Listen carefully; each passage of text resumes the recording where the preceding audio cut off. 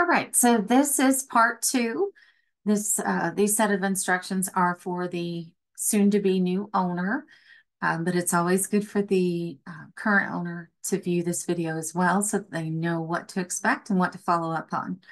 So if you're an existing entity and you are acquiring an additional center, which has already been put in the system with a confirmation of change of ownership, okay, you're going to open up your dashboard and you will see welcome back. That means you have access to your current entities, okay, but you also have all the functions that you need over here to begin the change of ownership process for you. If you are a new provider and don't yet have an affiliated entity yet, then you will only see a new user dashboard that will say welcome. It won't say welcome back. It'll say welcome and your name. On there, you'll only see two big blue buttons right in the center of the page. One will say find the right program, and that's the only one that you need to click on. And once you click on that, you're going to be in the same place. Just hang tight there, and I'm going to get the entity managers there.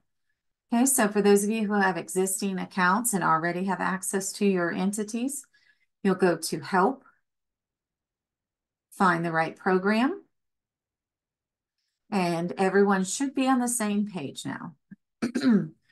Everyone should be seeing this, and my new owners or soon-to-be owners, this is where you're going to begin. Okay, you're going to click on Early Childhood,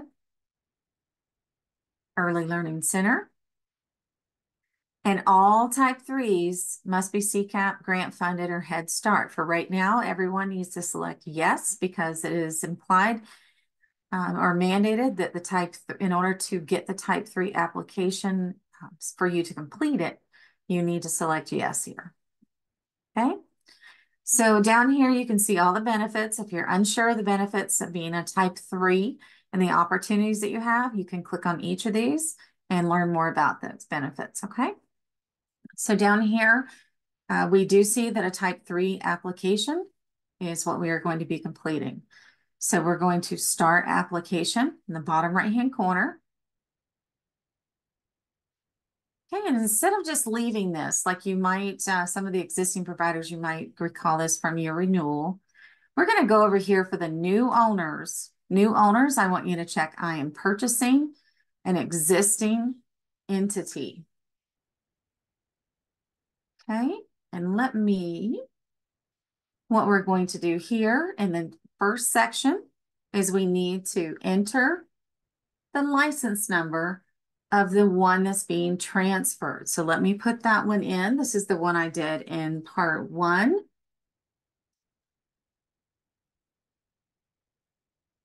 Okay, Xavier Care. So we put the license number in or the center name, but it's better if you have the license number because there are some very similar names. Okay, so Xavier Care. Confirm your license number, confirm the location. Now again, this is new owner process.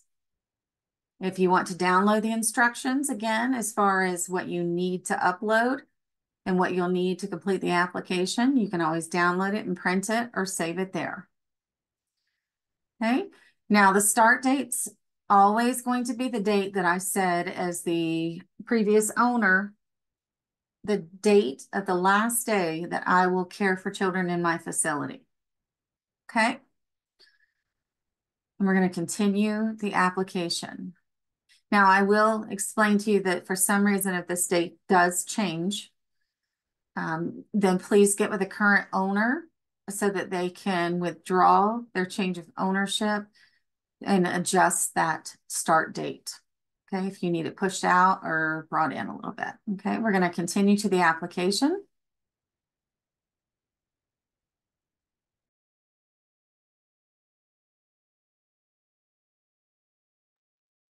Okay, and it takes us to the application homepage. So we're going to complete this, and it is a new application, with the exception, it's a new application for you as an individual, even though it's a change of ownership or CHOW for short. So it will look just like a new application for the person who is assuming the center. Okay, make sure you read all the instructions in the banners. Even though you see the X's here, that doesn't mean to close it out to get it out of the way. Make sure you read it first, especially if you're new to EdLink. If you're not new to EdLink, then, move forward at your comfort pace. Okay, but you must start with step 1 and go consecutively to all steps. Now, once you've gone through a step, you can always return to it in any order. So for instance, if I work all the way through to step 4, but I want to go back to step 2, all these are available to me. Okay, but you must visit them all chronologically in order for the first time. Okay, so we're going to go to step 1. Now, this is very important, especially for new people, new providers. Okay, even existing providers, I would recommend that you browse through this. You might have seen it on your renewals, but please make sure you look through it. These are all of your instructions. Now, the people who are assuming, you have to make sure you have all the information that this application is asking for. Staff members, background checks, liability, insurance, fire marshal inspection, health approval, pictures of your center, and it tells you exactly what we need. Emergency preparedness plan. Make sure you follow all the instructions. Download the template, complete the template, scan it in. You do need to make sure that you have one on-site, at least one on-site, one off-site contact. Documentation of ownership, okay? This is merely going to be something that you can download from the Secretary of State's office, or the previous owner can provide that to you because you do not own it yet. So they can provide you with that documentation, okay? Or they can write a letter stating that they are transferring ownership to you and have it notarized. Qualifications of a director and designee, all of those are listed in Bulletin 137 through 139. Make sure that you do look at those, because your director for CCAP, which probably 95% of you will be, CCAP requires 6 documents that you will need in order to submit your application. That's mandatory documents. Your consultant may require additional continuing ed or modules certifications, but in order to submit your application, you will need those 6. Okay. So make sure you read those, and we'll go over those as we go through the application. Okay, so an additional supporting documentation. Now, if you offer services for transportation, that's the only time you'll see this question come up. If you're in Orleans Parish, there's an exception that you'll need city fire, and everyone in these parishes will need their zoning, their permit and zoning information. So when you click on your parish, it'll take you to your zoning page for your parish. You'll simply enter your address, and it will provide you with a downloadable document, or you can screenshot it as to what your zone is. Okay. And of course, you have your provider rate agreement. For new people, this is how we are double checking your rates as far as letting us know what would be charged, what won't be charged, and we make sure that that is aligned with your CCAP. Verification of identity. Okay, that can be any state or federally issued ID, military passport, front and back. Social Security card, same thing, front and back. IRS, if you do not have an EIN issued to you yet, then click here, and it's very quick and easy to submit a request for that. Okay, and you may be receiving that via email now. Okay, it's super quick. But if you're an existing provider, then you already know what this is. Okay, verification of checking and savings account. Make sure that you are prepared to fill out a direct deposit authorization form. Okay, verification of rates. Again, this ties in to a rate agreement. We want to see how you alerted your parents or notified your parents that your rates have changed, stayed the same, what they'll be paying for. Okay, we want to make sure everything's aligned. The pre-service orientation training, this is for our CCAP only.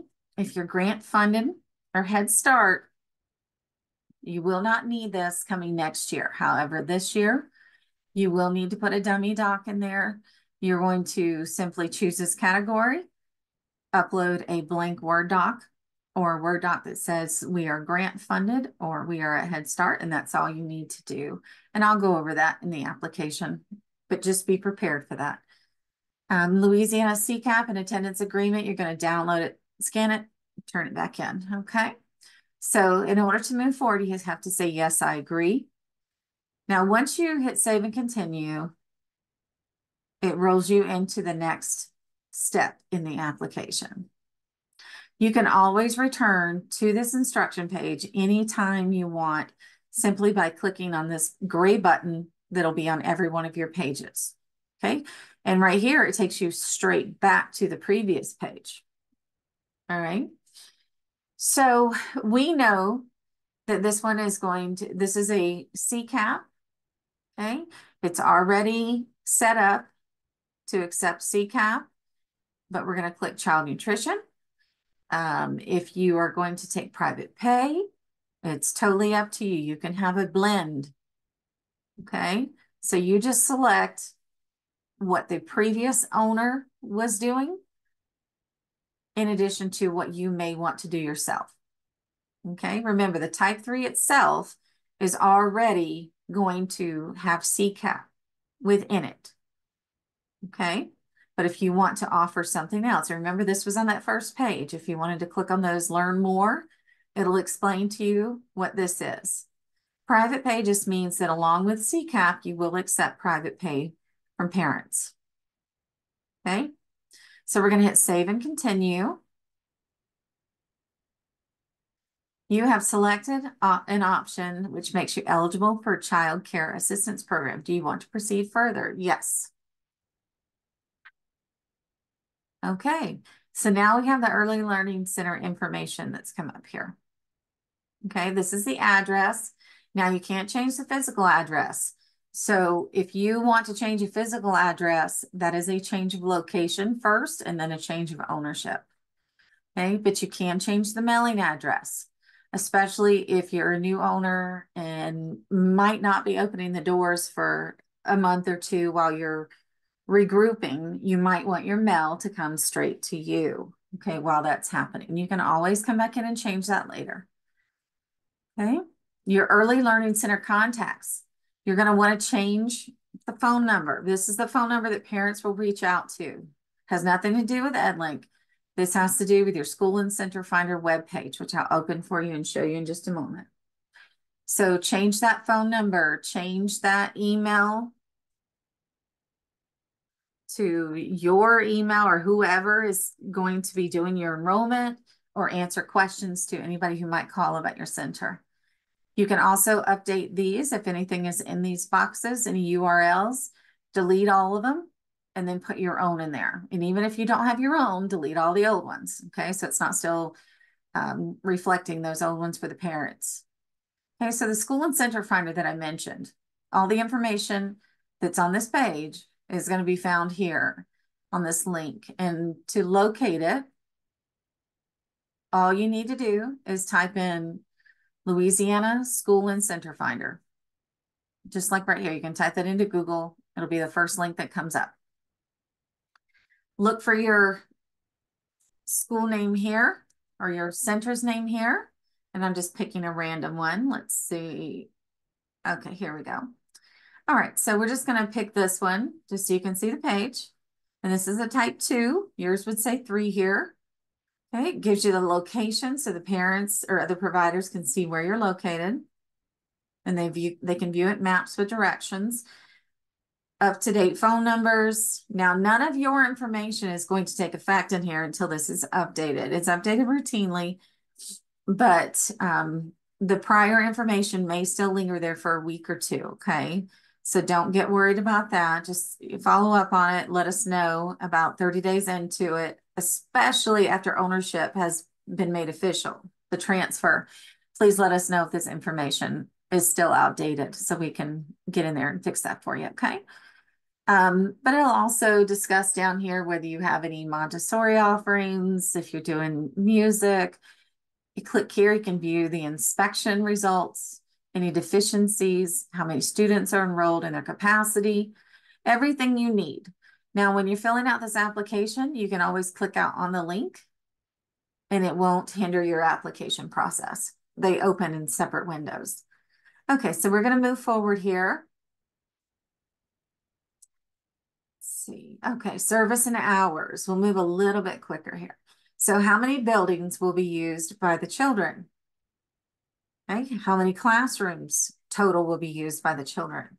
Here you're going to enter the lowest minimum age to the maximum age and make sure you select the range, weeks, months, years. Now, if you are going to be caring for infants, and we'll say one here, we'll leave one. It could be lower. You could say 6 months. Okay. Now, as soon as you pick months, it's going to drop down a safety approved crib statement. This date and signature must be entered every time you leave the application, especially if a day has passed, 24-hour period has passed. You will not be able to submit this application if this date is not current. So make it a habit of always going into service and hours, especially if you leave for the day, to just go ahead and change that date first so that you don't get frustrated in the end and wonder what in the world is wrong. Why can't I submit this? Okay, we're going to leave the hours as is, but if you want to change your hours, you can do 24 hours and, well, we're open. Say we're not open all months of the year. So let us know from when to when. Maybe you only do summer months. Okay. And you can designate the times here. Just make sure your time that you put here includes any before or after care that you might be offering. So we're going to change this to 6 a.m. Now, if I'm open every day of the week, that, it's a little frustrating to have to add that to every one of them. Doesn't take a lot of time, but it's so easy if you just go copy to all and it pops into all the days that are open. If you want to close a day, you just slide it over. And I'm going to put this back over to all year. Okay. And if you're 24 hours, click yes. A lot of people might care for shift workers, hospital, first responders, military. All right. And it goes immediately to a 24-hour clock, and there's nothing you need to do here except indicate the days that you're open. Well, this obviously, if it's going to be 24 hours, it's never ending. Okay. But we're going to take this off, put it back to regular Monday through Friday times, and we're going to move down. Additional services. Okay, you cannot uncheck special needs. That's federally mandated, but you can offer before care and after care. You can offer half day, meaning rates for half day, and you can offer transportation. Let's do field trips. There we go. Okay, select whatever you want. Now, if you change your mind, you can always come back to service and hours and you can remove one of those, okay? So before care has to coincide with when your center's open. So before care can't start before 7 and after care can't end after 5. Okay, so we're going to go down here and we're going to select AM. You can just use the arrow keys if you want to do that. And the end time is going to be 0730. Okay, and you can indicate the days.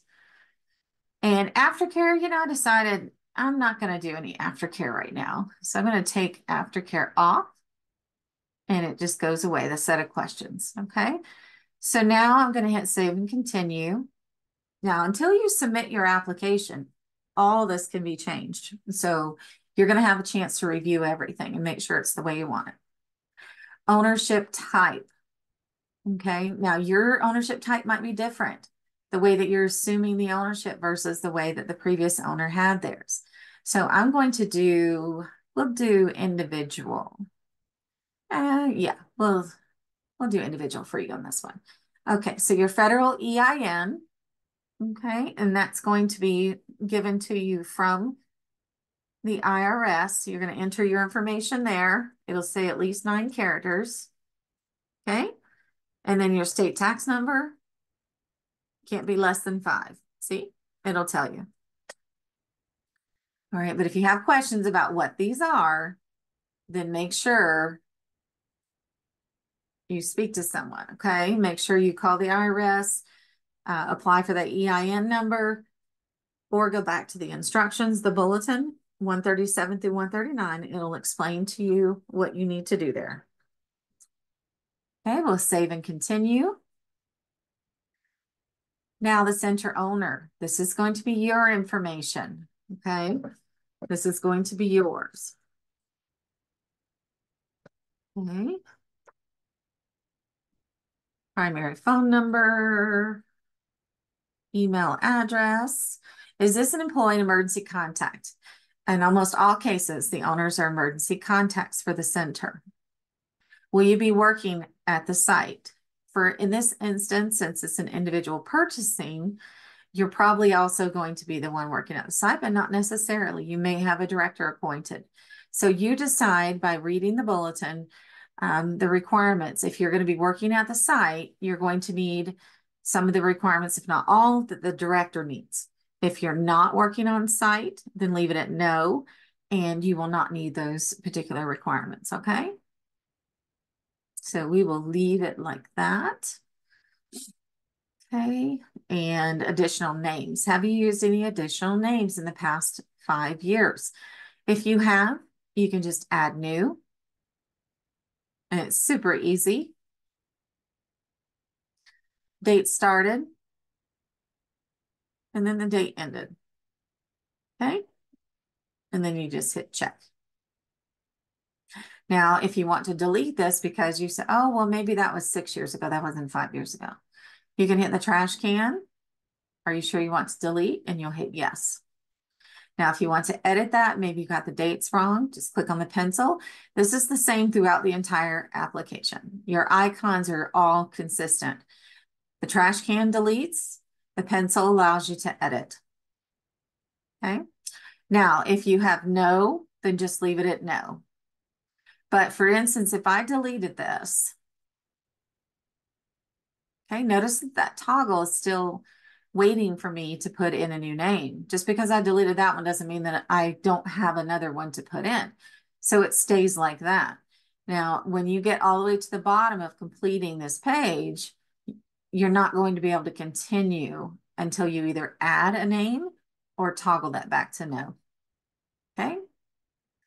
So your address information, we're going to do,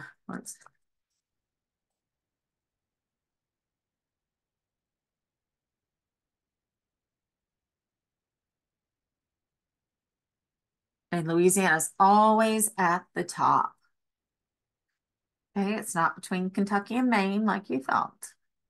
And you're going to copy to mailing if the mailing address is the same. If it's not, then you're going to input a different address. But remember, this is just your information. This is the owner's information, not the center's information. Okay, so now notice how it popped over here. Okay, personal identification information. You must be over 16 and under 100. So we're just going to pop a date in here. Your social will be redacted as soon as you put all the digits in there. Okay. Your identification number, that's your government issued ID, state or federal. And Louisiana at the top again. Your sex and your race. And it's going to ask if you're married. Now, if you say yes, then you put your spouse's information in there the same way you did yours. Okay. But I'm going to go up here and say that I'm not married for time's sake because it's just a duplicate of this, but make sure you do it. Okay. You won't be able to continue if you don't. And now you're going to hit save and continue. All right. And then now we have our Early Learning Center staff. Okay. These are our staff members. We have a director and a director designee. So even though I'm the new owner, I am not going to be working on site because I have a director and a director designee. If I need to update their credentials, then I will go into the pencil and change it because the staff that was on the previous owner's staff list will be provided to you with the assumption that the staff will not change, although it can, okay? But to add a new person, a new staff member, you're going to click on the Add New, and you're going to complete this the same way you did your owner information, with the exception of down here at the bottom, we need to put degrees and certifications in. So let me go through that real quick on how to add new personnel, okay?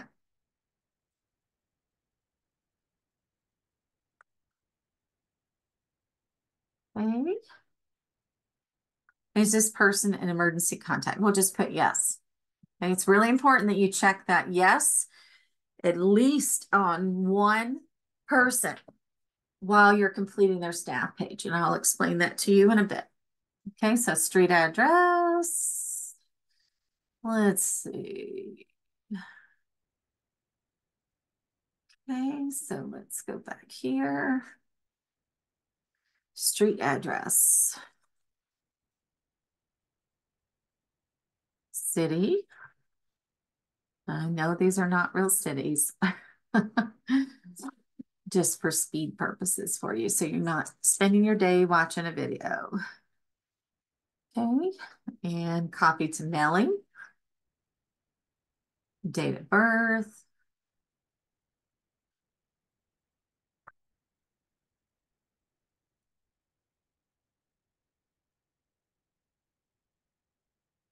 Okay, position type. Okay, we already have a director and designee. That doesn't mean you can't have more than one designee. Okay, but you might have a teacher, other staff. I'm going to put this one as other staff. Your credentials for director and director designee are the same, those 6 documents. Okay, your teacher, lead teacher, and other staff, their credentials are the same, and they only have 3 documents that they have to have in order to submit the application. Okay, like I said, there may be additional ones that the consultant needs that she or he will let you know. Okay, date appointed to the current role, date hired in any capacity. Now, here's where we add our degrees and certifications. Add all mandatory ones first that I give you. Okay, so to add new, click on Add New. You're going to have to select your category first. Everything that you will need as a staff member, teacher, or lead teacher is going to be under education training. Okay, and then type, you need CPR, pediatric first aid, and mandated reporters. So we're going to do them in order. CPR. Okay, I'm just picking a random file here. Go to documents, get something tiny. There we go. Okay, let's see if it takes that one. Yeah. Okay, and then the expiration date, I'm just going to put out for a few days. Now, EdLink will accept almost any file type. I've only seen it not accept a video. So you're probably good on that account. Just make sure that things are not scanned in, your items are not scanned in at too high of a resolution. Inside your manual for type 3, that will explain how to complete any new or renewal application. You do have a standard scan profile you should be using on all of your documents. Okay, so they're not too large. There is a limit of 10 megabytes, okay, for EdLink. And your computers are probably less if you're uploading a lot. All right, so we have to add all 3 documents. So let's go to education training, pediatric first aid. Now, if you took your first aid and your CPR at the same time, that's perfectly fine. Just upload the document twice, but make sure you assign it to each category. Okay, so that because EdLink will be looking for these types, the category and the type. Okay, education training, mandated reporters.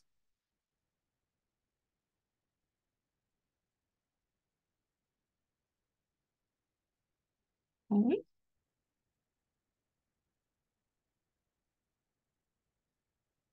All right, and now we just hit the check mark, and now we have all of our mandatory ones for other staff. Okay, so we're gonna hit save. All right, so it's telling us we missed something. So whenever you can't submit, it'll flip you up to the top here. So we forgot somewhere right here. So we need to check our gender, our sex, and our race. Okay. All right. Yes. Just want to make sure we got everything for it. Okay, we're going to hit save at the bottom. And now you see our other staff in there. Now we want to double check if we're going to keep this staff, if that was agreed upon you and the previous owner that these two individuals were staying. Let's look at the pencil here. Let's click on the pencil. And we want to make sure that all of their credentials are up to date and good to go. Okay. And now pre-service, experience, training, mandated reporters, and first aid. They are missing, let's see, medication administration. Okay, so let's put the medication administration in there. And then you will see all 6 documents that they need. Okay, so once I get this in there, write those down. It'll save you some time from having to go to the bulletin for just that purpose. Okay, this is what is required. You can pause the video, write this down. You must have all of these submitted in order to submit your application. Now, again, the pre-service orientation, if you're not a CCAP, which all type 3s will be unless you are an established Head Start or grant funded. If you're one of those two, then just upload a dummy doc into that category and type. Okay, a blank Word doc. Okay, now that we have everything, we hit save. Okay, so they're updated. Let's check the director designee and let's make sure they have everything they need. 1, 2. They have mandated reporter twice. So we're going to go ahead and add the medication in there too. Okay.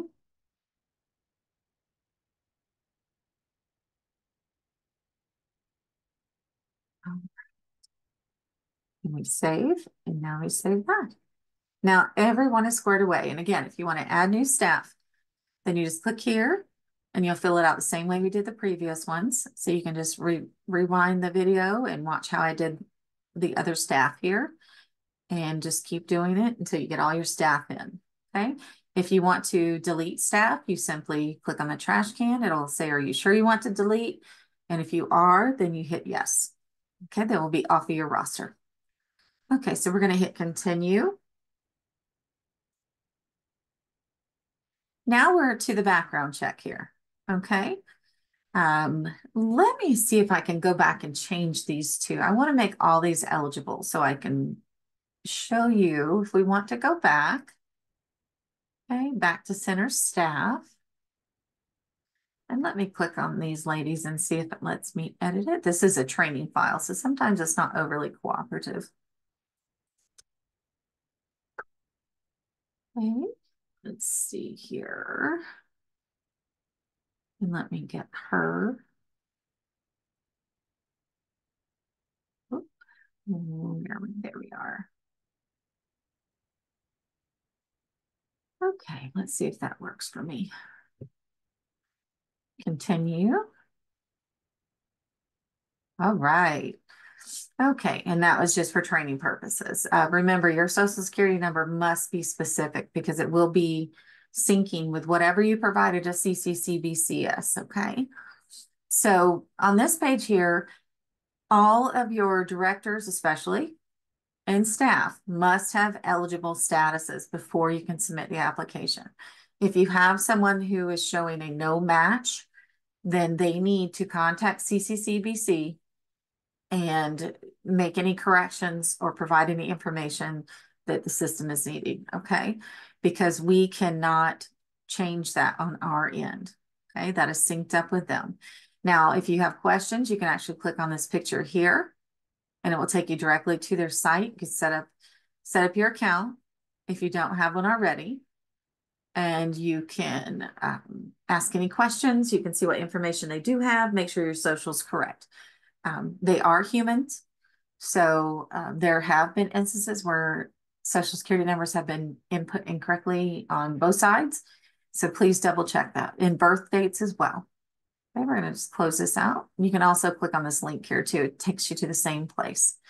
Over here, if you know that you've had some staff that have been providing some information to the system, at some point you can just come in here and do refresh, and it'll give you the most recent statuses. Okay, and you can also sort by statuses, because you will get some that'll say awaiting fingerprints and so forth. Okay, but you cannot submit unless they're all eligible. Save and continue. Here you're going to upload your emergency preparedness plan. Now, I would suggest that you download the template, you complete it, you scan it in using that low resolution profile, upload it here.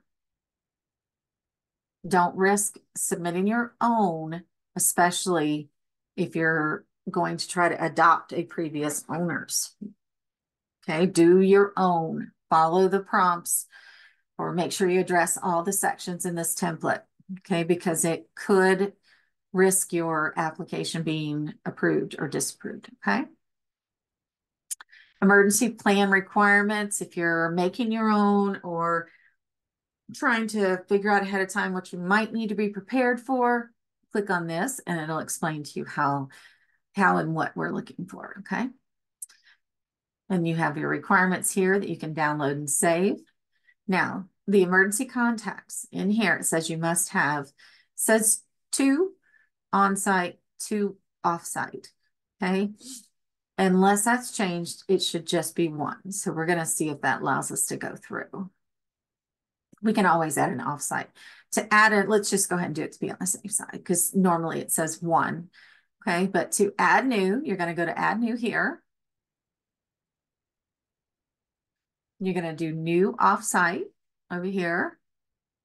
And then you're just going to put that person's name and phone number and emails. Super simple. Okay, so now we've met that requirement, even if it's above and beyond what it should be. Okay, so now we're going to hit save and continue.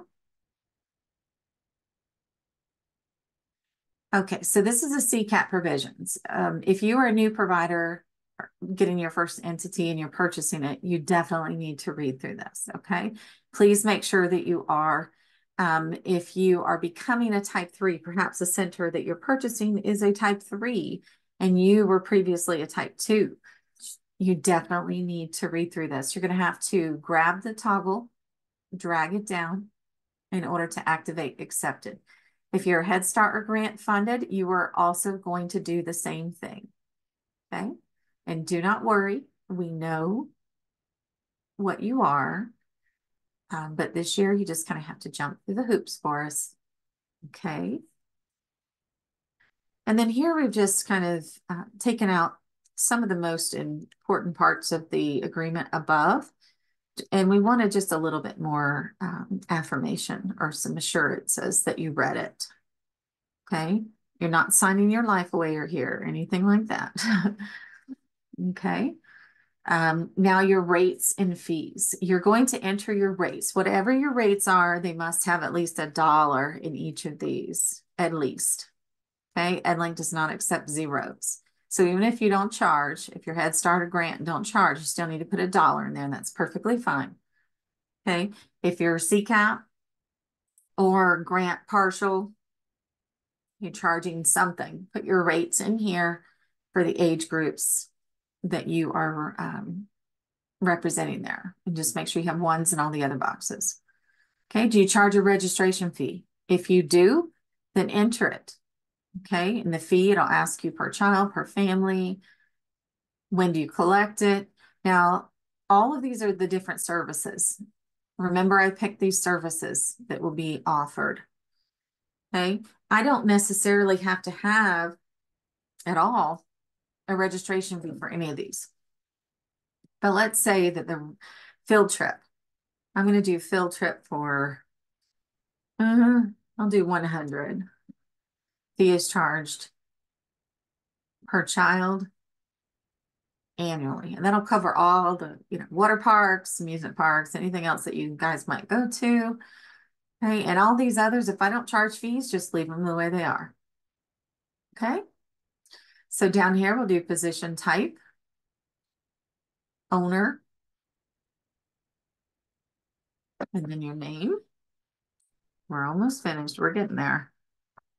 Whoops, I can spell my name correctly. There we go. And you always have to have today's date here. Okay, save and continue. Same thing with academic approval for Head Starts and grants. You can just leave it at part-time, but full-time if you are in fact going to be full-time for your CCAPs. Grab it, pull it all the way down till you read it, and then you'll hit I agree. Your anniversary month, your CCAP month, and any other registrations will be aligned with your anniversary month, all in one application at the same time. Okay. This is just showing your contact information. If anything is incorrect, then go back to that owner information page and make changes. Okay, so your chief administrator is always your director or owner. In most cases, it would be. Okay. And since this is a change of ownership, everything that we're doing, we're sticking to owner. Okay, owner positions, because that's the only person who can make this transaction. Okay, date of birth. Now this is different. It's asking for a date of birth. So now we save and continue. Now I'm going to do these very quickly. These are all the documents that you need to upload that are on that list. You have your liability insurance. Okay, we'll wait for that to process.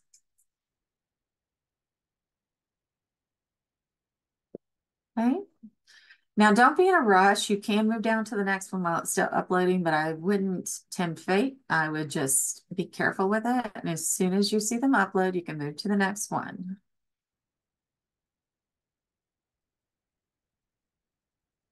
Sometimes it moves faster for some docs and slower for others. Okay, and also your internet.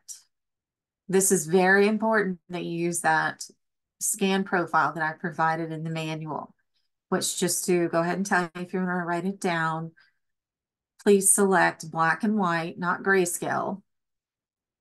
And see, I missed one here. So you're going to select black and white, not grayscale, between 70 and 150 DPI. And then you're going to select PDF if you have it, then TIFF and JPEG, whatever your scanner has, PDF being the best. But EdLink will accept any file type as long as it's not a video. I haven't run across any yet that we haven't accepted. So don't take that as a challenge. Stick to the basic ones. Okay, and then let's see here. Let's get all these in. You can see this is time consuming. Even more for you if you're looking for these. And on that note, what I would suggest is that you create a folder on your desktop with label it EdLink ownership or not EdLink ownership. Yeah, they could do that. Entity ownership or EdLink, it doesn't matter. Make an umbrella folder, and then inside of that folder, make your smaller folders, one for entity documents and one for staff documents. Okay, and inside the staff documents, make smaller folders for each individual staff member. Okay, that way you're not searching all over your computer for documents as you're trying to complete the application. Put them all into one location in one folder on your desktop, and you can right click it and secure that folder.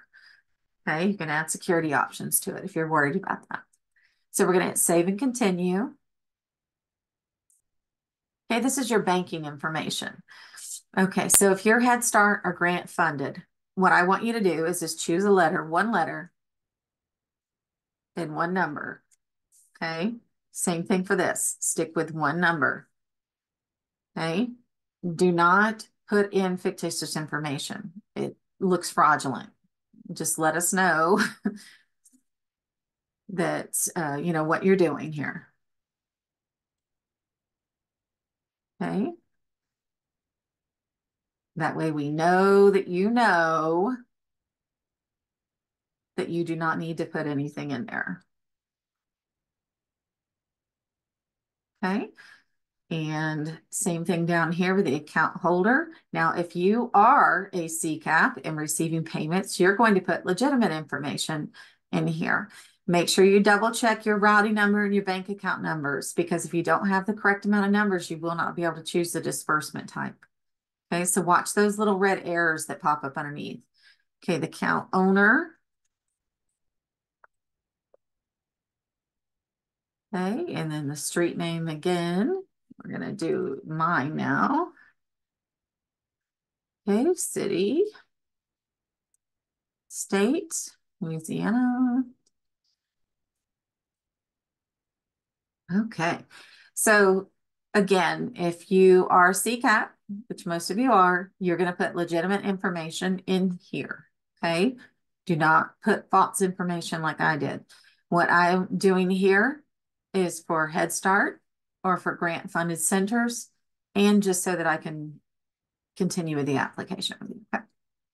So you're going to, all of you are going to download this file, complete it, and upload it. Now, this is your direct deposit authorization form, which obviously Head Start and grant funded are not doing that. So you can upload, you can go straight to upload that same dummy doc.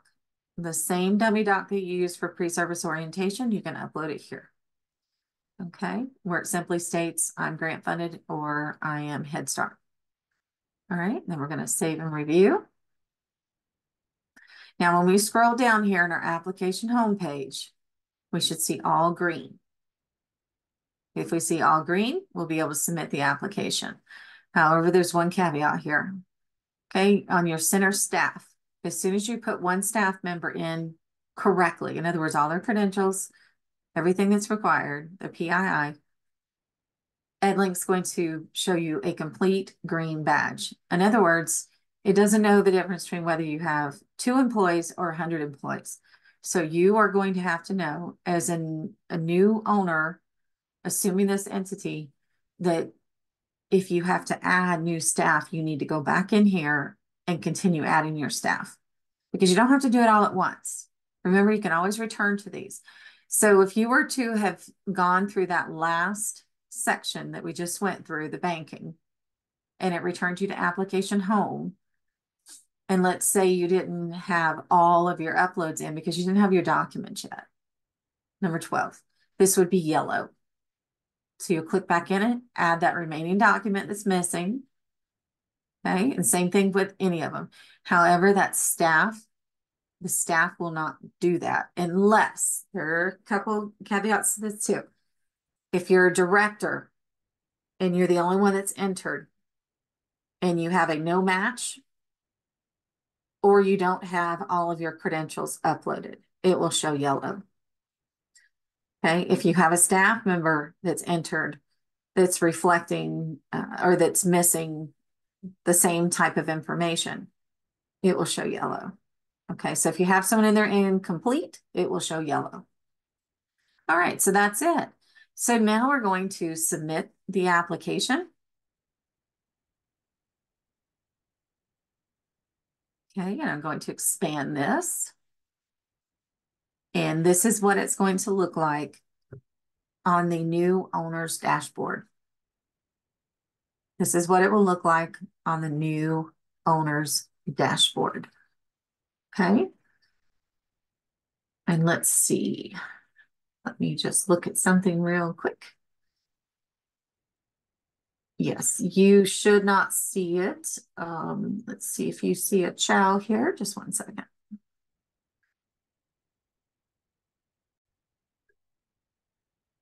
There you go. Sorry about that. I just wanted to move over the original entity, okay, which was 113447. Let's pull that one up. If I can count here. Oh, that's not in order. Let's try this. There we go. Okay, this was the center that we were selling. Okay, and this is what it looks like on the dashboard here. And notice how the category says Chow, change of ownership. So this was the original owner. Okay. This is the new owner's dashboard. Okay. This was somebody who was an existing center and they were acquiring an additional center from that previous person. Okay. Now, as a new user, you will only see welcome, your name, those same two blue buttons, but you will have something under pending now, and it will look just like this. Okay. Once that license has been approved and the change of ownership has been completed, then you will be able to use those same accessing ad link instructions to request access to your newly purchased entity. Then you will have a dashboard that looks like this with all of your functions over here on the left side. And that is it. And of course, if you have any questions, for training purposes, these videos, if for some reason you're still not getting it, please submit a support ticket for training, and I will do my best to help you get through it. Thanks for watching.